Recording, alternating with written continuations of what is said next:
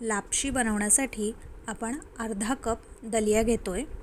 त्याच वाटीने मोजून आपण अर्धा कप साखर घेतोय आणि पाव कप गुळाची पावडर।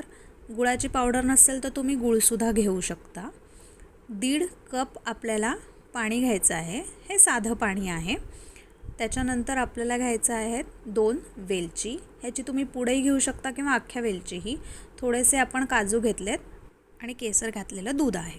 आता आपण गॅसवर कुकर ठेवून त्याच्यामध्ये दलिया टाकून घेऊया आणि गोल्डन ब्राउन होईपर्यंत त्याला चांगलं भाजून घेऊया। दलिया गोल्डन ब्राउन झालेला आहे। आता त्याला आपण 2 ते 3 पाण्याने चांगलं धुवून घेऊया। हा जो धुतलेला दलिया आहे तो आपण आता परत एकदा कुकरमध्ये टाकूया आणि त्याच्यामध्ये आपण जे 1.5 कप पाणी मोजून घेतलेलं होतं ते पण ॲड करूया आणि त्याच्यानंतर कुकरचं झाकण लावून 3 शिट्ट्या होईपर्यंत आपण वाट बघूया। 3 शिट्ट्या होऊन कुकर थंड झाल्यानंतर आपण त्याच्यामध्ये जी अर्धा कप साखर मोजून घेतली होती ती ॲड करूया आणि चांगली साखर विरघळेपर्यंत आपल्याला ते मिक्स करायचं आहे।